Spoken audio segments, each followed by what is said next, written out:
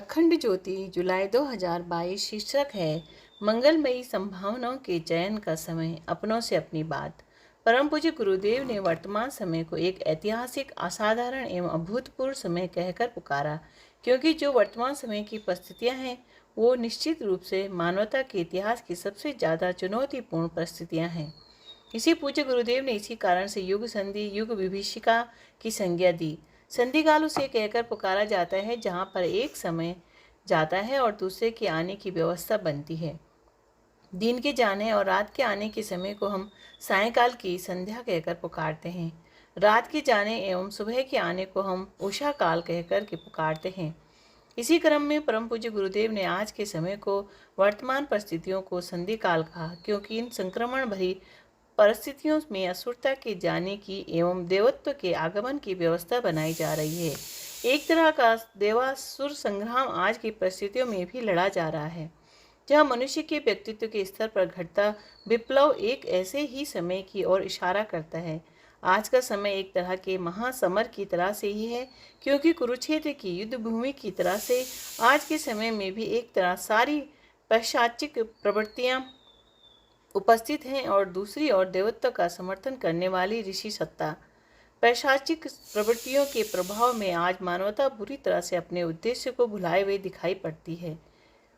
ऐसा लगता है कि धूम्रलोचन ने मनुष्य को और उसके मन को स्वार्थ संकीर्णता की दौड़ में अपने हितों को पूरा करने की दौड़ में इस तरह से निरत कर दिया है कि उनको पूरी करने की दौड़ में लोग आज सज्जनता एवं सद्भाव का जनाजा निकालने में संकोच नहीं करते हैं।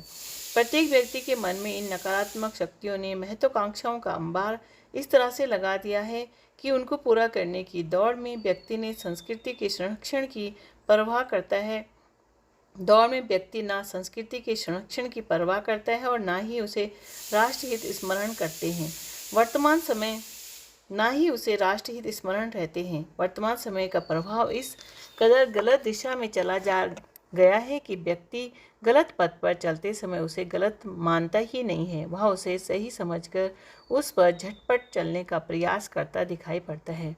यह ठीक बात है कि इस दौड़ के परिणाम स्वरूप हमारे लिए सुख सुविधाओं के अंबार लग गए हैं, और पर क्या यह सत्य नहीं है कि इसी दौड़ का एक दुष्परिणाम इस रूप में भी निकल कर आया है कि जितनी तेजी से साधनों का जखीरा खड़ा हुआ है, उतनी ही तेजी से लोगों का चैत्र गिरा है, संभावनाएं सिकुड़ी हैं और परस्पर के विश्वास का स्थान शंका को शंकाओं ने ले लिया है।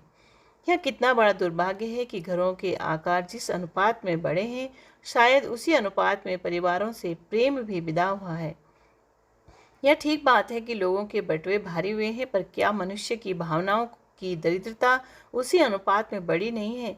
दुर्भाग्य यह है कि ईमानदारी, विश्वसनीयता, कर्तव्य परायणता इतनी तेजी से गिर रहे हैं कि व्यक्ति के मन में ना तो समाज का संकोच है और ना प्रशासन का भय है, और ना ही उसके मन में ईश्वरीय न्याय व्यवस्था पर कोई भरोसा रह गया है। ऐसा भी कहा जा सकता है कि वर्तमान समय की परिस्थितियां ऐसी परिस्थितियां हैं जिनकी पृष्ठभूमि में हमें संपूर्ण विनाश की संभावनाएं स्पष्टता से दिखाई पड़ती है, और यदि उस विनाश का आलिंगन करने की अभिप्सा हमारे हृदय में ना हो तो इतना तो हम सहजता से अनुभव कर ही सकते हैं कि वर्तमान परिस्थितियां अपने स्वरूप में अविलंब परिवर्तन की मांग करती है। ऐसा कहने के पीछे का कारण स्पष्ट है कि आज मानवता का काफिला जिस दुराहे पर आकर खड़ा हो गया है, वहाँ पर हमारे सन्मुख दो ही विकल्प हैं। एक तरह से तो संपूर्ण विभत्स विनाश है, तो दूसरी तरफ समग्र समुन्नत भविष्य है।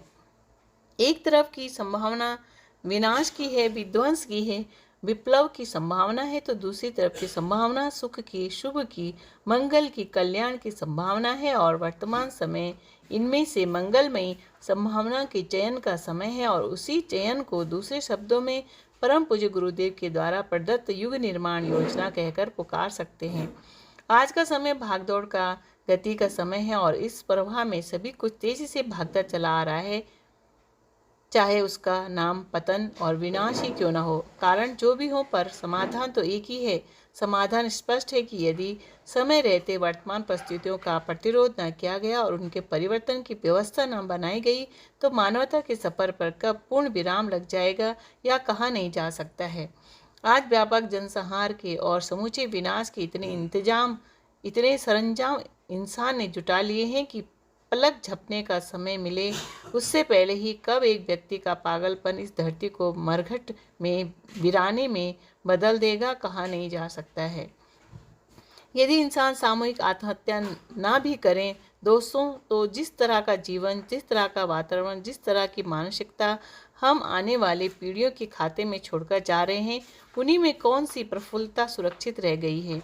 यदि छटपटाते हुए बेचैनी के साथ चिढ़ते कूड़ते जीवन जीने का नाम ही मानव जीवन है, तो इससे अच्छा तो पशु का जीवन मिल जाना है। जिस तरह का जीवन आज मनुष्य जीता हुआ दिखाई पड़ता है, उसमें ना तो आत्मसंतोष का भाव रह गया है और ना लोक कल्याण का। जीवन की सम्यक समझ रखने वाला प्रत्येक व्यक्ति जानता है कि मनुष्य के जीवन का उद्देश्य इतना क्षुद्र, इतना संकुचित नहीं हो सकता है कि जहाँ पर जीवन की उच्चतर संभावनाएं निकृष्टता की बेड़ियों में पकड़ पड़कर अपना दम ही तोड़ दें। मनुष्य के जीवन की मिलने का वास्तविक आनंद ही तब है जब इसके भीतर से उच्चता एवं उत्कृष्टता का कमल खिलता है। मानव के जीवन को आनंद महामानव बनने पर ही मिल पाता है और उसी सौभाग्य को हर मनुष्य के जीवन में अवतरित कर देने के उद्देश्य से परम पूज्य गुरुदेव ने युग निर्माण योजना का चिंतन सभी को प्रदान किया। इस योजना के केंद्र में उद्देश्य मनुष्य का भावनात्मक नव निर्माण है। वैसा करने के पीछे उद्देश्य एक ही था कि कोई कितनी भी भौतिक सुसज्जा प्राप्त कर ले, जब तक आत्मिक उत्कृष्टता के स्तर में वृद्धि नहीं होती तब तक आंतरिक संतोष की प्राप्ति नहीं हो पाती है। इंसान का वास्तविक पराक्रम उसके सद्गुणों की वृद्धि का पराक्रम है। परम पूज्य गुरुदेव ने युग निर्माण योजना के जिस चिंतन को प्रदान किया, उसके मूल में एक ही भाव है कि वैभव की तुलना में व्यक्तित्व का, संपत्ति की तुलना में संस्कृति का और संपदा की तुलना में संस्कार का मूल्य कई गुना ज़्यादा है। जब तक व्यक्ति के व्यक्तित्व का रूपांतरण नहीं हो पाता, तब तक समाज का परिवर्तन संभव नहीं है। धरती पर स्वर्ग का वातावरण आता ही तब है जब उसके भीतर के देवता का जागरण होता है। ऐसे जागृत व्यक्तियों को संगठित, संघबद्ध, एकत्रित और सशक्त बनाने वाली योजना का नाम युग निर्माण योजना है। शिक्षाप्रद प्रसंग। स्वामी रामकृष्ण परमहंस से शिष्यों ने पूछा, अध्यात्म पथ पर किस प्रकार के व्यक्ति चल पाते हैं। वे बोले, अध्यात्म पथ पर 4 प्रकार के व्यक्ति आगे बढ़ते हैं। पहला है प्रवर्तक, वह अध्यात्म के विषय में थोड़ा पढ़ता थोड़ा सुनता है। दूसरा है साधक, वह परमात्मा को पुकारता, उनका ध्यान, चिंतन और नाम गुण कीर्तन करता। तीसरा है सिद्ध, जिसे हृदय में परमात्मा का अनुभव हुआ है, उनके दर्शन हुए हैं। चौथा है सिद्धों का सिद्ध, जो सदा परमात्मा भाव में ही रहता है, जैसे चैतन्य महाप्रभु। भावनाएं प्रगाढ़ होती हैं तो श्रद्धा मजबूत होती है और उसी के अनुरूप मनुष्य अध्यात्म पथ पर